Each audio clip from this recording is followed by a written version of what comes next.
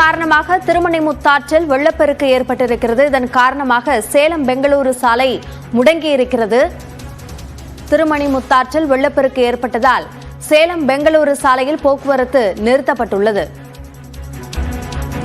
கூடுதல் விவரங்களை நம்முடைய செய்தியாளர் திருமலையிடம் கேட்கலாம். திருமலை, இப்போ சாலை முடங்கியிருக்கிறது என்றால் போக்குவரத்துக்கு பயன்படுத்த முடியாத நிலையில் உள்ளதா?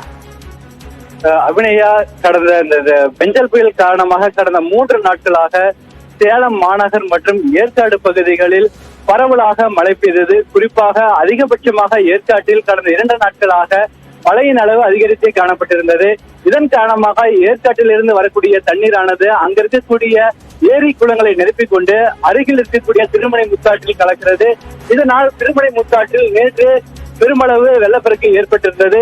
இதனையடுத்து நேற்று இரவு நள்ளிரவு மற்றும் நேற்று இரவு 9 மணி முதல் கடுமையான ஒரு கனமழையான பெய்தது. குறிப்பாக ஒரு 3 மணி நேரத்திற்கு மேலாக சேலம் மற்றும் ஏற்காடு பகுதிகளில் பெய்த கனமழையின் காரணமாக ஏற்கனவே திருமணிமுத்தாற்றில் வெள்ளப்பெருக்கு ஏற்பட்டிருந்த நிலையில் தற்போது வரலாறு காணாத அளவிற்கு வெள்ளப்பெருக்கானது ஏற்பட்டிருக்கிறது. இதன் காரணமாக சேலம் மாநகர் பகுதியில் இருக்கக்கூடிய கந்தம்பட்டி பைபாஸ் அருகே இருக்கக்கூடிய திருமணிமுத்தாற்றில் தற்போது இந்த வெள்ளப்பெருக்கானது அதிக அளவில் வெளியேறி அருகில் இருக்கக்கூடிய சேலம் பெங்களூரு தேசிய நெடுஞ்சாலையில் ஒரு வெள்ளப்பெருக்கு ஏற்பட்டிருக்கிறது. இதன் காரணமாக சேலம் பெங்களூரு தேசிய நெடுஞ்சாலையில் தற்போது போக்குவரத்து முடங்கியுள்ளது.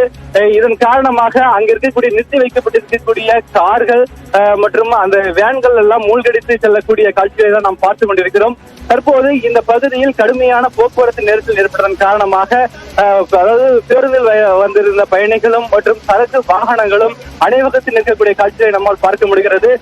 குறிப்பாக சேலம் பெங்களூரு தேசிய நெடுஞ்சாலை மட்டும் இல்லாமல் சேலத்திலிருந்து கோவை செல்லக்கூடிய போக்குவரத்தும் துண்டிக்கப்பட்டிருக்கிறது.